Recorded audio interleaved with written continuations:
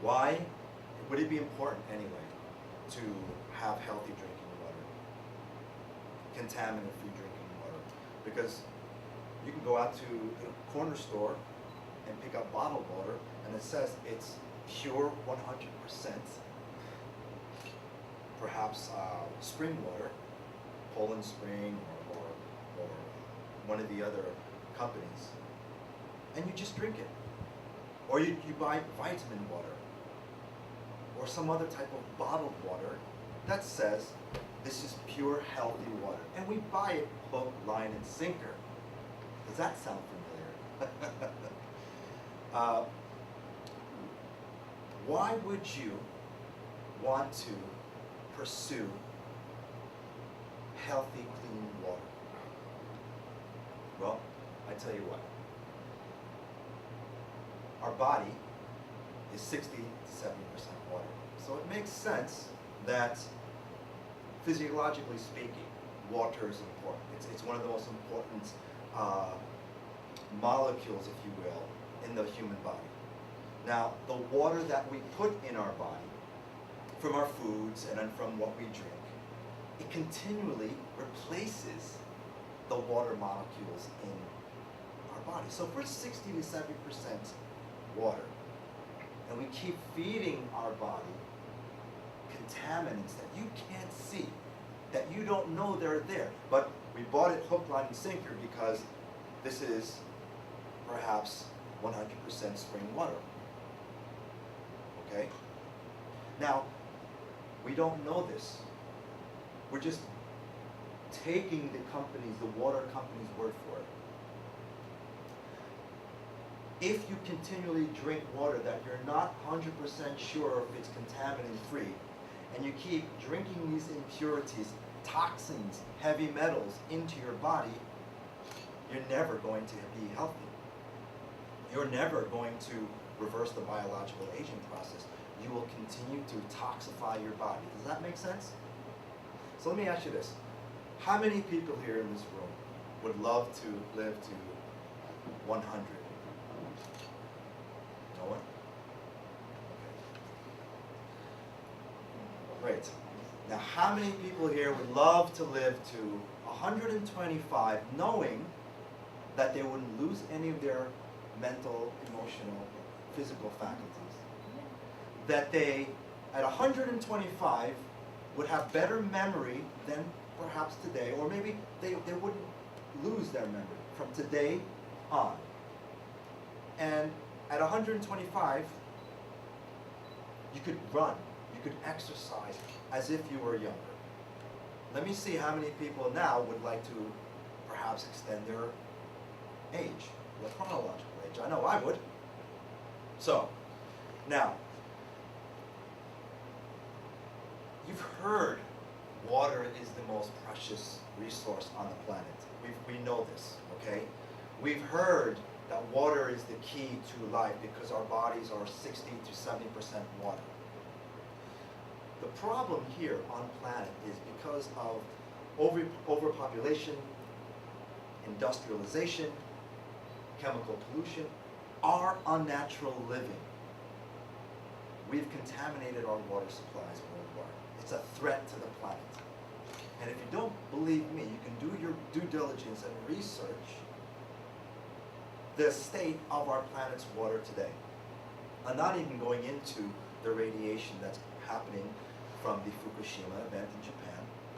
I'm not going into perhaps other nuclear reactors that are very shaky at best, that are spilling radiation into the water. It's the humanity that's at the root cause of our water not being healthy anymore. Back in the day, there's this thing called nature's hydrological cycle, and it's Mother Nature's way of impurifying. It's her natural distillation process, right? Water heats up from the ocean, it evaporates, it moves with the wind over land, condenses over the mountains, and it rains. The rainflow flows back into the ground, so it's a continual cycle. That's nature's natural purification process, okay? Unfortunately, because of humanity's activities, we've polluted this process. And this next slide, you'll see at least 5 or 6 sources of how water gets contaminated, okay? You see pesticides and fertilizers, you know, from agriculture, spreading all these toxins down into the ground, and all these nitrates flow into the ground. Chemical spills from industries seeps into the ground. Let's talk about garbage fills, toxic, you know, the landfills where they dump the garbage. Think about all the toxic waste that seeps into the ground, okay? Gasoline stations. How many gasoline stations have you seen that are closed for renovation and it takes 2 to 3 years? Your favorite gas station is closed because there's leaking gasoline. It takes, here's a fact for you. It takes 1 thimbleful of gasoline, 1 thimbleful of gasoline to contaminate 1 billion gallons of water. And let's go to municipal treatment plants, you know, where our towns, our cities have these water treatment facilities, okay?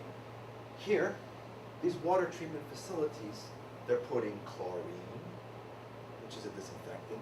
They're putting fluoride because they think it's going to help with the water and the teeth, our children's teeth and our teeth. But I'll go into this a little bit more in detail.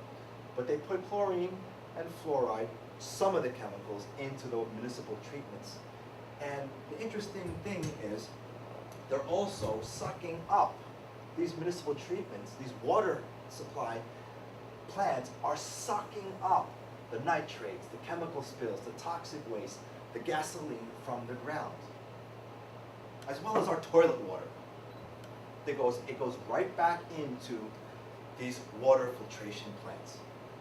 Okay, and last but not least, you know, you have the septic tank problem in homes. Okay, so I'm just helping you to try to get a better picture of there is impurities, there are contaminants in our water supplies, and no one wants to take a look at this.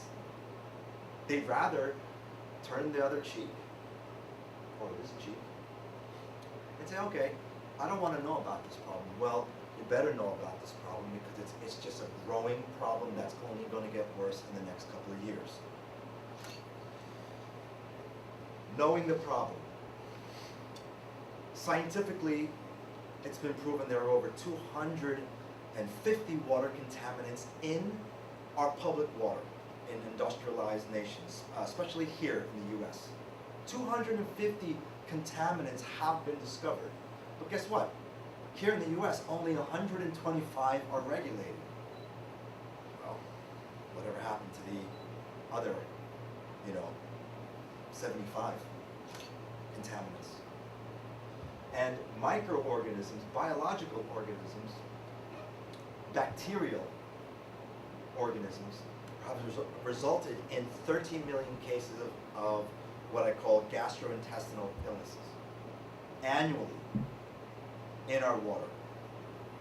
Now, we're not really too concerned nowadays of these bacteria, these things called protozoan cysts, because our water supply systems, they put in the chlorine, okay? But I just want you to know, if you do have gastrointestinal issues, look towards protozoan cysts, primarily the more popular Cryptosporidium and the less popular Giardia lamblia. And these organisms live in your body for years in a cyst form until your bioterrain, until your immune system is so low that these cysts, these organisms say, I'm going to have a party here. There's no immune system here, and these cysts expand. They come alive. So, it could be worse for about 1.1 billion people on this planet the water supplies are hopelessly contaminated. Contaminated, unsafe water kills over 6,000 people on this planet daily, and more than 80% are infants and children. 6,000 people a day. That's roughly 2 to 2.5 million people a year die because of contaminated water.